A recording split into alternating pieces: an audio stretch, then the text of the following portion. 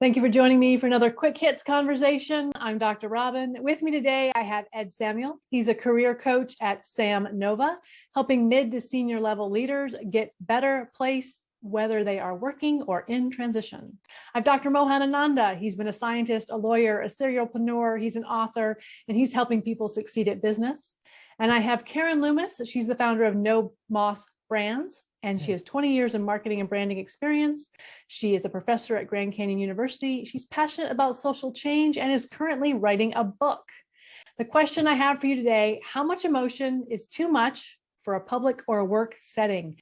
Karen, you kind of asked this question of me in a social media setting, so let's let you kick it off. Well, I'm sure all of us are on LinkedIn. It started with the post of the white man crying because he had to lay off people. There's been all kinds of both sides, good, bad, should he, not. And it reminded me of many of the occasions that I've had in the corporate world where people have basically lost their control of themselves. And whether that means they're yelling, which I had an incident like that yesterday where I actually lost control with a client, or whether it is you as a boss losing control over your environment. So those are kind of the scenarios that came to mind for me, and it brought up a lot of experiences that I've had. And it all comes back to this one thing. I don't think it's ever acceptable to lose control, lose your composure, and to be excessive. I think that too many women have used tears in a manipulative way over the many, many years that this country has been. And I don't find it appealing, and I wouldn't want that for my reputation. So that's kind of where I stand on that. Okay. You know, for me, it kind of boils down to the context and the intent. And look, we have three groups of emotions, right? We have good, happy feelings that we want to express. We have sad times, and we have anger. And the anger is the one that drives me crazy, because a lot of times when I get a phone call from a client, hey, Ed, I want out of this situation. I'm working for a toxic leader. He comes to our meetings, pounds his fist on the table, screaming, yelling, and yet he's still allowed to work in this company, and we're all intimidated. That kind of anger drives me crazy. That kind of emotion where the intent is to intimidate, use your power, use your title to manipulate, hurt people, or put people in their place. It drives me crazy in the workplace. And I love when those people call me, because as a career coach, I want to get them out of that situation faster than a speeding bullet. And it's called firing your boss by hiring your career coach to get you out of that situation. That's the bad side. The other side is that when you see somebody crying because their dog died or a family member died and it's at work, I don't care, because it's appropriate. It's the intent, right? And then happy is happy, right? If something really wonderful happened, oh my gosh, my daughter just got into the university, I'm so happy. That's okay. I'm cool with that. I think a lot of it for me is kind of content and what's the real intent. And if the intent is to hurt, not a fan. If the intent is to showboat, I'm not a fan. But if the intent is true and it's in the right place, the right time, I'm okay with it. I think emotions are a natural thing. It's a neurological reasons it comes out. I always think if somebody could show positive attitude or showing happy, I think that will encourage others to work together as well as contribute and even become innovative. If you show stress, or if you are afraid, fear, or if you show some form of shame or things, that will inhibit not only your work, the team's work. I mean, they need some help. So sometimes those type of things, I generally tell them, maybe you should talk to a psychologist or somebody else. I mean, of course, anything reasonable expression of emotions are good. One should encourage. But anything overwhelming, doing something, even anger, people are angry. But as long as the anger is controlled and it gets the initial purpose is done and then get back to normal, then it's okay. Otherwise, if it really takes, the whole team gets very bad. So one has to go and seek some help. So that's an approach, but one should not limit showing of emotions. Even in a public environment, I think limited emotion shows the truthness of the people.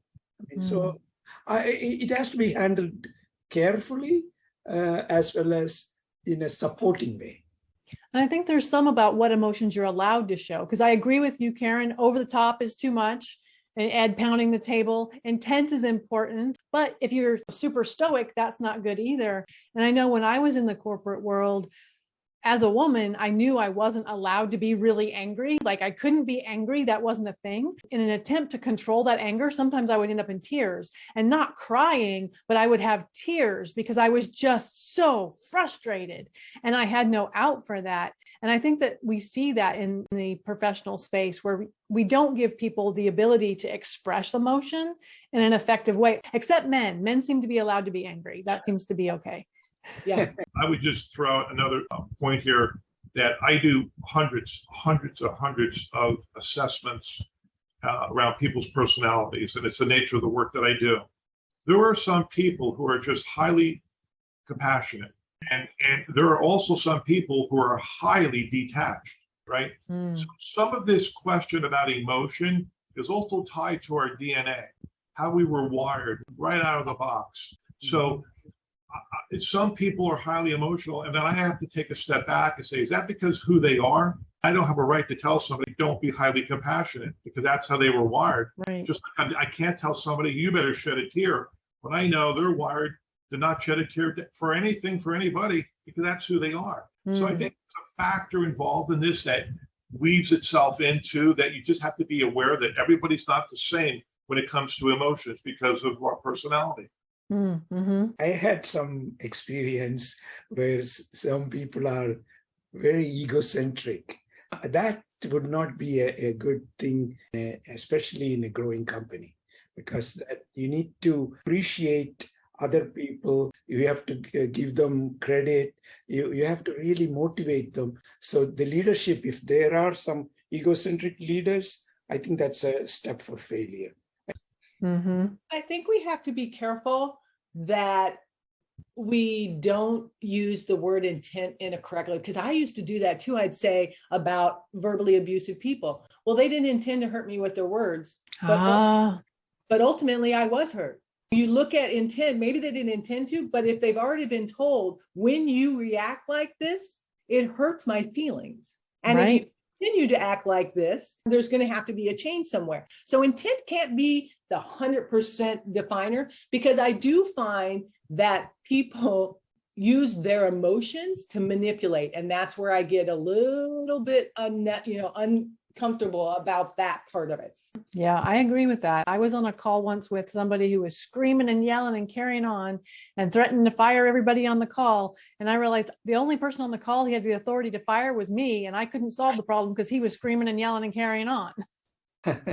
I think that intent is one thing. If you intend to hurt people, or if you intend to intimidate people, that's one thing. But also, even if you don't intend that, if your behavior is creating that, you're still responsible for it.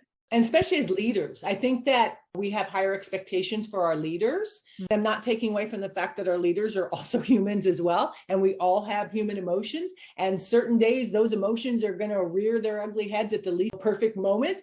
And that's the beauty and the ugliness of being humans. But at some point, we are still responsible for what comes out of our mouth and our own behavior. I think that if you talk about leaders, this is mostly younger people, because they don't have that experience. They are the one who shows that kind of emotional extremes. But generally, most leaders, they've gone through over the years, they've had enough experience to control their emotions. But then if there are certain people behaving like that, the best way I have managed is to have a one-on-one discussion and tell them, I think you have to control yourself. I think it comes from a leadership point of view, from experience. I think for women leaders, it's a double whammy. Men get to be angry, show their emotion, but when a woman leader in business shows her emotion, oh, well, she's just emotional. She's crazy. And then you get discounted, and it's such an unfair thing. The ones that have to play it up straight with no emotion but are firm probably do well, but the ones that let the emotion slip out, I think it comes back to bite them. Well, that's a double-edged sword, and I think that's a conversation for an entirely different quick hits. That is our 10 minutes. I'm going to cut us off there. Thank you so much for having this conversation with me, and I look forward to speaking to you each again very soon.